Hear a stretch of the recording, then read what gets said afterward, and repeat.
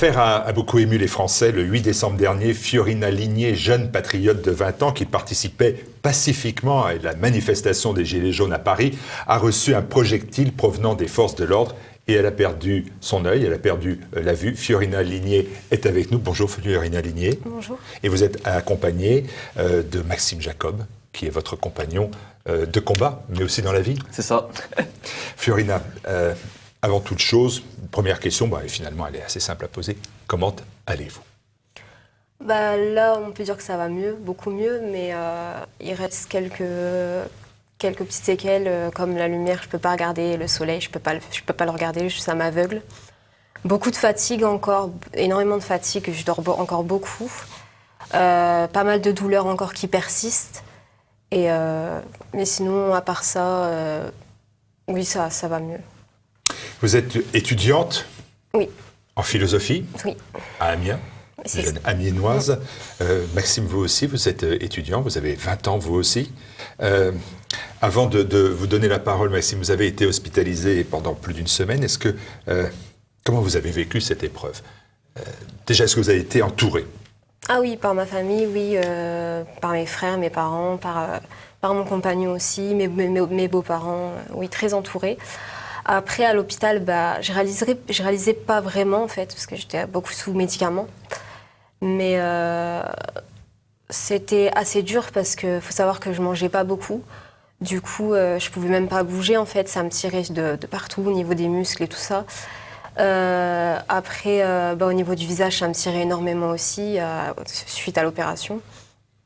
Mais après, l'hospitalisation, j'en ai pas réellement... J'étais un peu, oui, encore un petit peu... Je réalisais pas vraiment, en fait. Je réalisais pas du tout ce qui m'arrivait, pas du tout, du tout. Votre œil est définitivement perdu.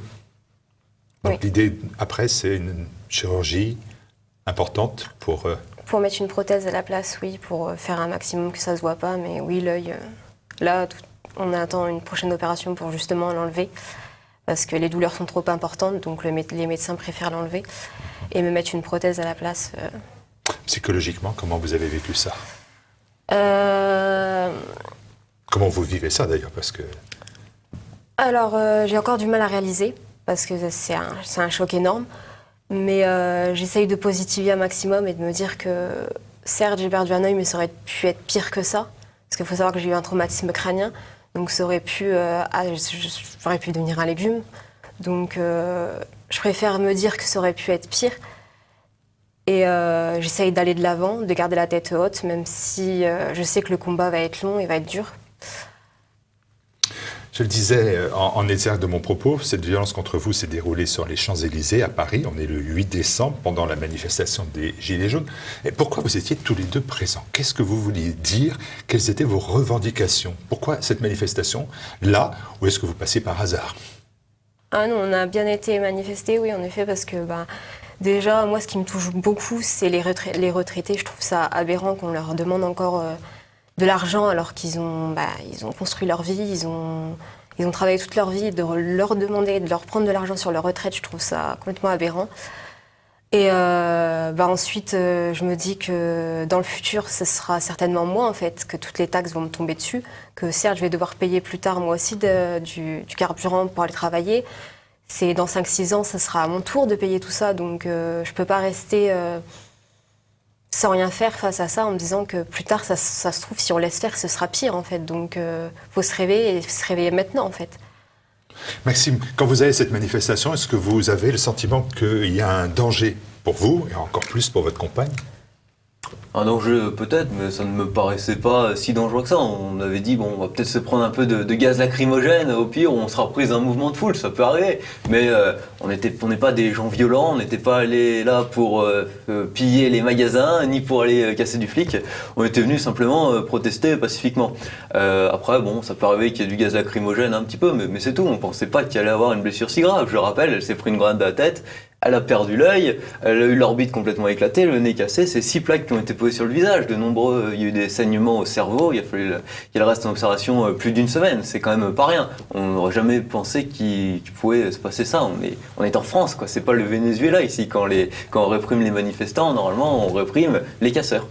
Quand vous êtes allé à cette manifestation, quelles étaient vos revendications à vous? Parce que finalement, on se dit, peut-être aussi un peu facilement, ils sont étudiants, ils sont un peu privilégiés, ce ne sont pas les plus, c'est pas les catégories sociales les plus défavorisées, même si on sait bien que les étudiants, quelquefois, ont du mal à terminer le mois, comme tout le monde.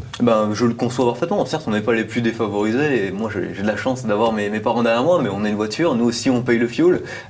Moi je suis de cette France périphérique, plus ou moins de la campagne, je sais ce que c'est. Moi, quand je travaille l'été, j'ai besoin de la voiture pour aller travailler, j'ai besoin de la voiture pour voir les copains, pour aller faire les courses, pour aller à l'hôpital, pour faire quoi que ce soit. Je sais ce que c'est cette France qui dépend de la voiture. Moi, surtout dans les Gilets jaunes, ce qui m'a marqué, c'était une France qui travaille et qui n'arrive pas à s'en sortir. Et ça, je trouve ça insupportable. Quand on travaille 35-40 heures par semaine, et souvent dans des métiers difficiles, parce que ceux qui étaient sur les ronds-points, c'était les gens qui vont à l'usine, c'était des petits artisans, des gens qui travaillent dans les grandes surfaces, etc. Ils travaillent, ils se lèvent, des fois, et souvent, ils font des horaires. Ils vous attaquent tôt ou ils finissent tard, et pourtant ils n'arrivent pas à finir le mois tranquillement. J'ai vu tous ces gens qui disaient j'arrive plus à chauffer la maison, mes enfants à Noël, je suis pas sûr de pouvoir leur offrir un cadeau. J'étais révolté quand je voyais ça, parce que vraiment c'est la France qui travaille et c'est la France que j'aime. Comment est-ce que je pourrais rester là et ne rien dire et ne rien faire? De plus, c'était le mouvement des Gilets jaunes, c'était quand même un grand mouvement populaire, si je puis dire, parce que c'était quand même oui, c'était ma France, c'était la France populaire, blanche, des campagnes qui s'est mobilisée, et j'étais content d'y participer. À cela s'ajoutait le fait qu'Emmanuel Macron, quelques jours avant, il avait gelé le point d'indice des retraités. Alors comme ça, leurs retraites n'ont plus augmenté. Je trouve ça très embêtant et très fâcheux. Il y avait le pacte de Marrakech qu'Emmanuel Macron allait signer. Il fallait qu'on s'y oppose. Et tout un tas de choses. Et c'était vraiment... il fallait y aller. Alors, vous montez tous les deux, si j'ai bien compris, à la capitale, comme on dit. Et là, l'idée, c'est de pas... j'ai bien compris. C'est pas de casser du flic, vous l'avez dit. C'est pas de casser et de piller les magasins. Ça, je le conçois parfaitement. Globalement, comment se déroulent les faits? Qu'est-ce qui se passe? Il est midi à peu près, c'est ça? Midi, on a essayé de sortir de la manifestation parce que justement, on en avait une autre en tête qui était pour l'environnement. On devait faire la marche pour l'environnement. Et ils nous ont empêchés de sortir. Et c'est plutôt vers 14h que ça a commencé à chauffer. Tu seras sûrement mieux expliquer que moi. On est arrivé aux alentours de 9h30 sur les Champs-Élysées. À midi, la manifestation était très calme, il ne se passait plus rien. On a demandé aux gendarmes mobiles de quitter les Champs-Élysées. Les gendarmes mobiles qui avaient encerclé tous les Champs-Élysées et fermé toutes les issues avaient ordre de ne laisser sortir aucun manifestant. Sur le coup de 13h50, nous sommes au sommet des Champs-Élysées. En face de nous, un magasin, le Publicis Drugstore, qui était protégé par des panneaux en bois pour le protéger des casseurs, justement, est vandalisé. Les panneaux en bois sont arrachés, ils sont incendiés. Les CRS vont intervenir par une rue perpendiculaire. Les casseurs sont à plus de 100 mètres de nous.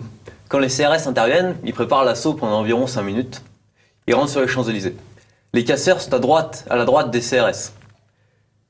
Mais les CRS vont faire usage de leur flashball, de leurs grenades, non pas seulement à droite sur les casseurs, mais aussi droit devant eux et à gauche où nous nous trouvons.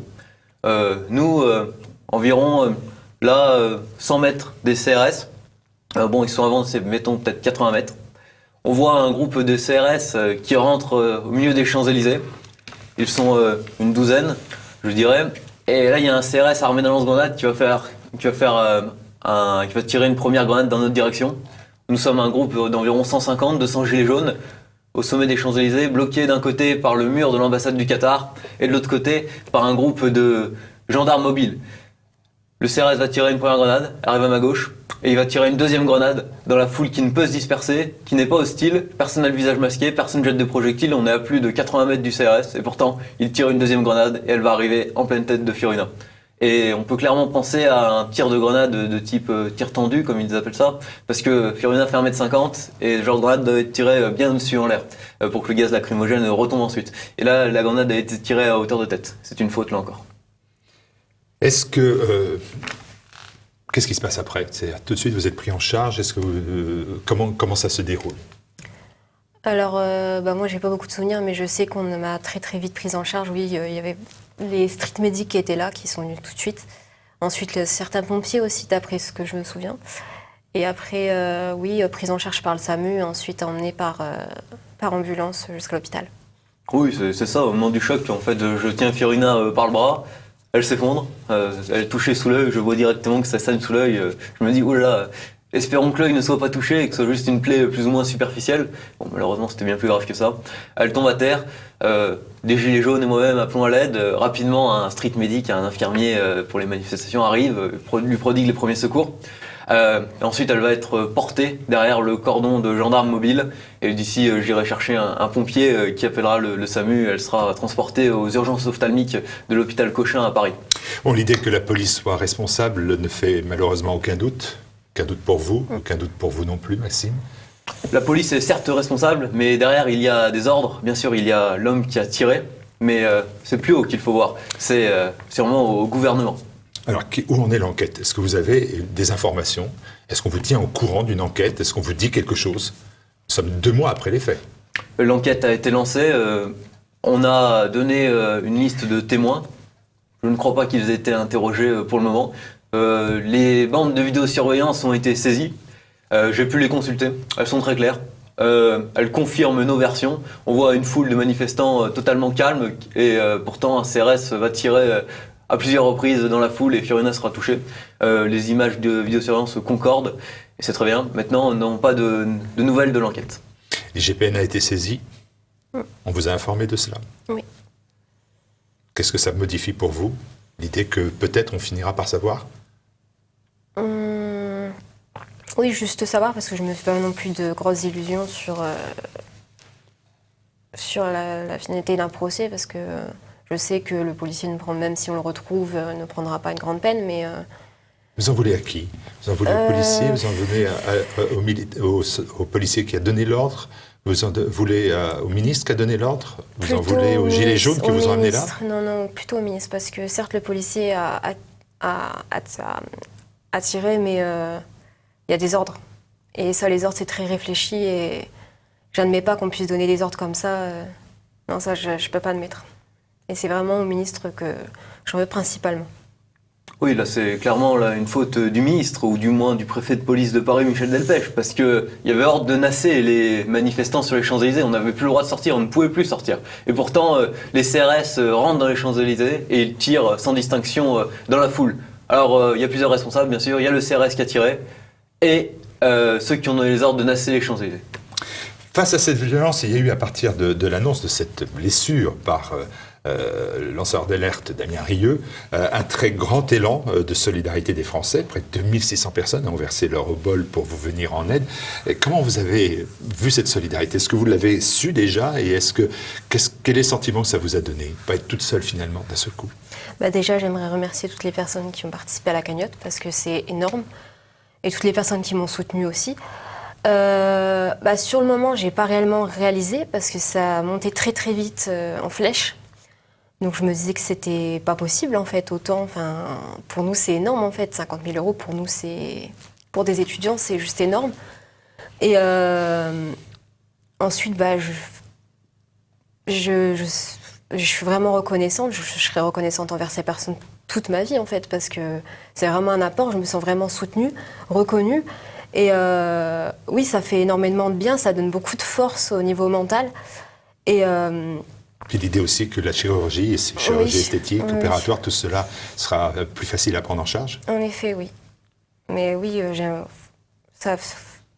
j'arrive toujours pas à réaliser de toute façon, parce que c'est vraiment énorme pour nous. Donc, 2600 personnes, Maxime.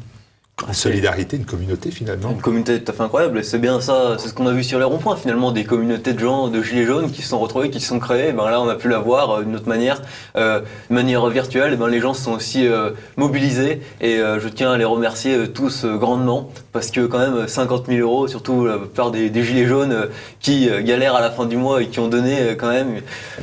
Merci à tous les donateurs, merci à Damien Rieu d'avoir lancé la cagnotte, merci à tous ceux qui ont donné, qui ne pouvaient, même s'ils pouvaient pas payer, qui ont donné, qui ont voulu témoigner quand même leur soutien par ne serait-ce qu'un message, et on remercie profondément tous ces gens-là. Alors aujourd'hui, il y a un grand débat à la fois sur les violences policières, mais aussi parfois sur la nécessité du rétablissement de l'ordre. Est-ce que vous prenez part à ce débat? Est-ce que vous comprenez d'un côté qu'il y a des gens qui disent il faut de l'ordre, et de l'autre des gens qui vous disent il y a des violences policières, elles sont inacceptables dans un état de droit? Quel est votre sentiment? Alors oui, moi je suis tout à fait d'accord qu'il faut de l'ordre, mais il ne faut pas oublier non plus de réfléchir en fait. il faut revoir les façons de faire. Je ne peux pas admettre que quand c'est une foule calme, qu'on lui tire dessus, c'est juste inadmissible. Alors qu'il y a les casseurs juste à la droite et qu'on tire à gauche. Ça n'a aucun sens. J'ai pas dit, ces casseurs, quel profil ils avaient à ce moment-là? Est-ce que vous savez? Là, il y a beaucoup de choses qui se disent aussi. On dit casseurs d'extrême droite, on a vu des Croix de Lorraine, on a vu des Sacré-Cœur vendéens. C'est distinctif, semble-t-il. Au niveau des casseurs, il faut être très clair. Que ce soit pour l'Arc de Triomphe, les symboles qui ont été tagués, c'était un symbole anarchiste, par exemple, note justice pour Adama, des symboles d'extrême gauche. Les 3 personnes qui ont été condamnées pour le pillage et le saccage de l'Arc de Triomphe, c'était 3 personnes qui venaient plus ou moins des cités, apparemment avec des noms à connotation maghrébine. Moi, ce que j'ai pu constater sur les 2 manifestations que j'ai faites, qui est l'acte 12 des Gilets jaunes la semaine dernière et l'acte 4 où elle a été blessée, c'est que les casseurs, c'était souvent des jeunes issus de la banlieue et qui en profitaient à l'acte 4, je pense, pour venir faire leurs courses de Noël, clairement. Et après, oui, il y avait des militants d'extrême gauche, c'était facile à les reconnaître, ils avaient des symboles anarchistes sur eux, voilà. Militants d'extrême droite, peut-être, je ne les ai pas vus, je ne sais pas si c'était des casseurs, mais du moins ce qui est certain, c'est que oui, j'ai vu des militants d'extrême gauche et des Black Blocs, ainsi que des jeunes de cité dégrader le Publicis Drugstore quand Fiorina a été blessée. Est-ce que... il y a un débat, toujours, qui se déroule. Le gouvernement a lancé même ce grand débat national.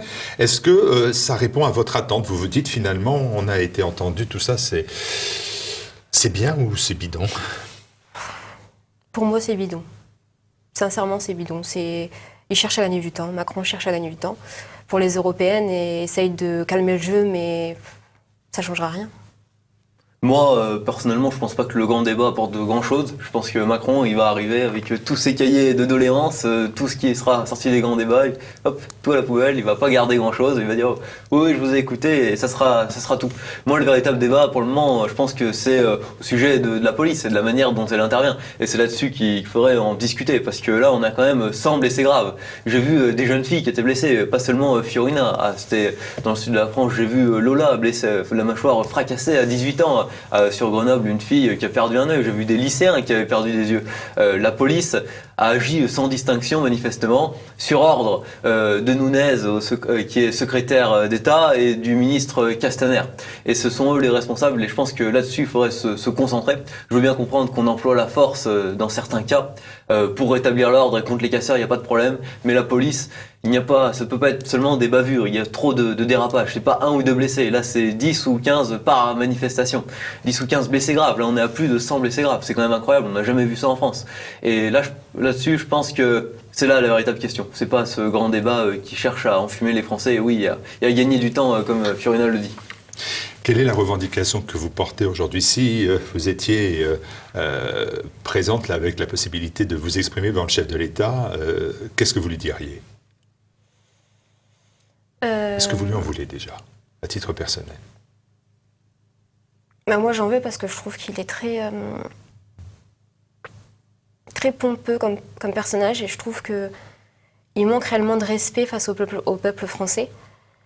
Et j'estime que face à une France qui reste silencieuse, mais qui est la majorité du peuple, il devrait prendre conscience que c'est face à cette majorité-là que les choses devraient aller... il devrait aller dans ce sens-là, je veux dire, plutôt que toujours écouter les petites minorités, parce que souvent c'est ça, il écoute beaucoup les petites minorités, et je trouve que oui... C'est ça que vous lui diriez. En face de vous, vous lui diriez, voilà, arrêtez d'écouter ces minorités qui s'imposent leur point de vue. Il est président d'une démocratie, donc au bout d'un moment, quand le peuple, 70% du peuple sont en accord pour dire que la politique ne va pas, il faut qu'il prenne conscience de ça.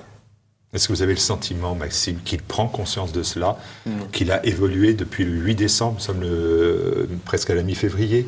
Moi, je ne pense pas qu'il ait vraiment pris conscience. Je pense qu'il va garder sa politique. Moi, si j'avais Emmanuel Macron en face de moi, je lui dirais regardez ce que vous avez fait, ce que votre police a fait, ce que vos ordres à quoi ils ont conduit. Même si c'est pas lui, il a quand même une part de responsabilité derrière tout ça. C'est pas Castaner qui décide tout seul la politique de répression à l'égard des Gilets jaunes. Moi, ça me touche profondément parce que les Gilets jaunes, finalement, c'est la majorité du peuple français. Mais c'est pas la France qui a élu Emmanuel Macron, et Emmanuel Macron s'en fout complètement. Emmanuel Macron, pour lui, c'est sa petite bourgeoisie parisienne, ceux qui ont réussi dans cette mondialisation, ceux qui se sentent bien dans ce monde cosmopolite. Et finalement, il représente une petite part des Français, c'est 22-25% des Français au final. Mais il gouverne avec cette petite minorité et il n'écoute pas le reste, la majorité du peuple. Et c'est bien ce qui est embêtant. Et si je vous dis aussi qu'il y a des policiers qui ont été blessés?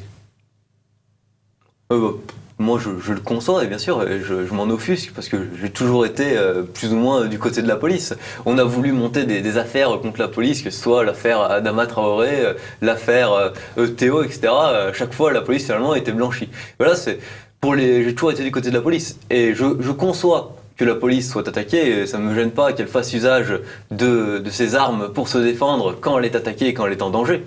Cependant, quand on voit que la police a mutilé plus d'une centaine de manifestants, c'est pour la plupart innocents, ils n'avaient rien fait. Nous, avec Fiorina, on faisait rien, il y en a tellement d'autres, j'ai vu d'autres vidéos, des gens les bras en l'air qui se font tirer dessus, d'autres qui se font matraquer, etc., alors qu'ils n'ont rien fait. Et ça, c'est profondément choquant. Et il y a une petite musique qui dit, en fait, souvent dans la police, dans les banlieues, elle n'a jamais fait ce qu'elle a fait à l'égard des Français gilets jaunes. Vous pensez que c'est justifié ou c'est un slogan comme ça lancé?